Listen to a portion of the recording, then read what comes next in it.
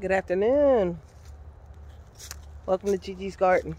I know it's been a while since I've been outside in the garden because, you know, everything is going crazy around here. But let me tell you guys what I've been doing today. I couldn't bring you with me earlier because I was really busy. So, I finished putting cardboard down on my onion bed.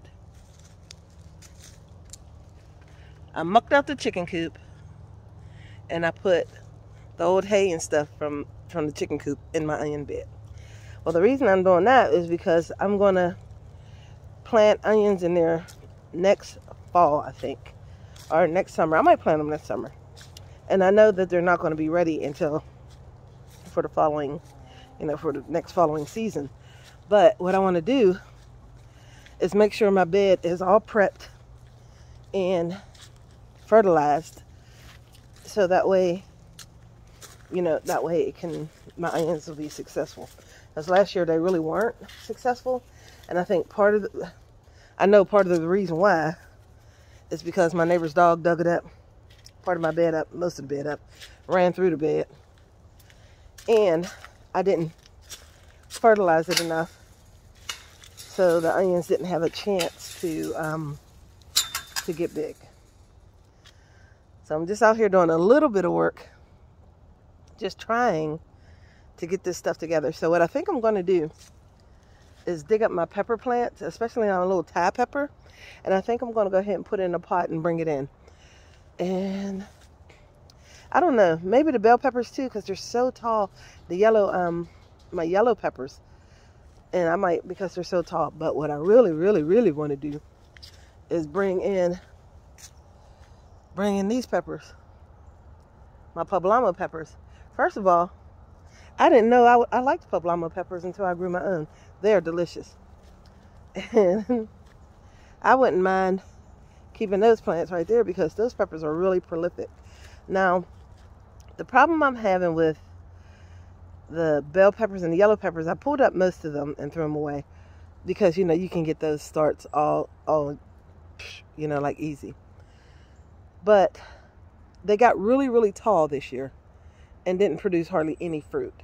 So maybe if I cut them back a little bit and then dig them up and put them in the house, and then fertilize this bed really well, which I already started. With this bed. Put some wood chips in here, some black cow.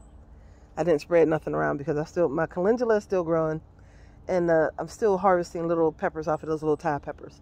So, but I also put some comfrey in there. So what I'm going to do is finish fertilizing that bed, dig those peppers up, and I think I'm going to put the peppers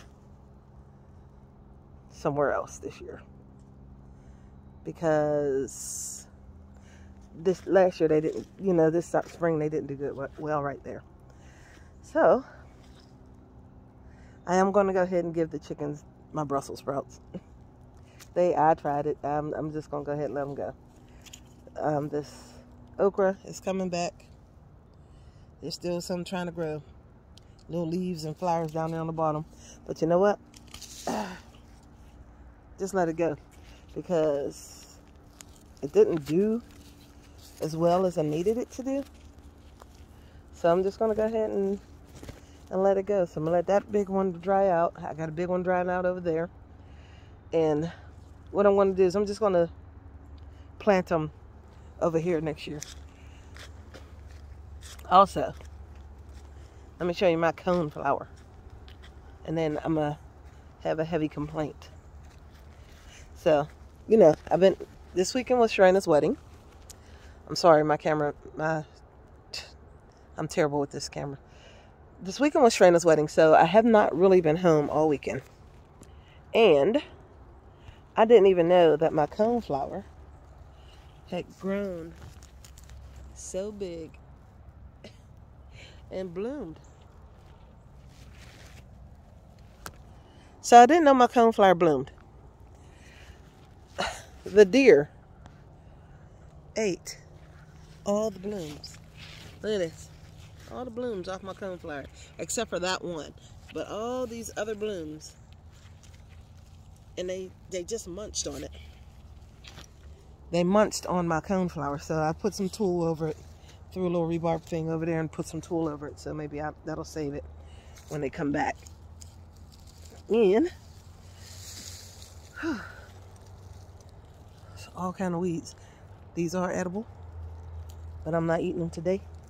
I want this stuff out of here. Also, let me show you my mullein. I'm just too proud of my mullein. Look at that. Now, I don't know for sure if that's going to make it. And it's funny because my nasturtiums are going crazy. My basil is still blooming and things like that. And my pineapple sage, I never knew it flowered like that. That is so pretty. This bed, I went on and mulched the whole bed so I can get it ready for next year. And I had my zucchinis and yellow squash here, and they did really, really well. I'm not going to put them here again. I think I'm going to put them back here next year. And I'm going to do it better because I had these things up, and I draped them, and I was growing the zucchini and yellow squash up, and most of them grew up and a lot of them went south. But I'm also not going to grow 30 plants like I did this year because I had zucchini and yellow squash coming out my ears, and once they start blooming, everybody's is blooming, and you can't do as much with them as you would like to.